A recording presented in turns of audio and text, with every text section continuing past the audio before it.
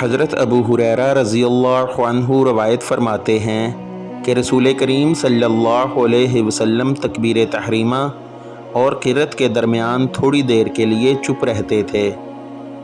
راوی حدیث حضرت ابو زرعہ رحمۃ اللہ علیہ نے کہا، میں سمجھتا ہوں کہ حضرت ابو ہریرہ رضی اللہ عنہ نے یوں کہا، یا رسول اللہ صلی اللہ علیہ وسلم، آپ پر میرے ماں باپ فدا ہوں، آپ صلی اللہ علیہ وسلم اس تکبیر اور قرأت کے درمیان کی خاموشی کے بیچ میں کیا پڑھتے ہیں؟ آپ صلی اللہ علیہ وسلم نے فرمایا کہ میں پڑھتا ہوں، اے اللہ میرے اور میرے گناہوں کے درمیان اتنی دوری فرما جتنی مشرق اور مغرب میں ہے۔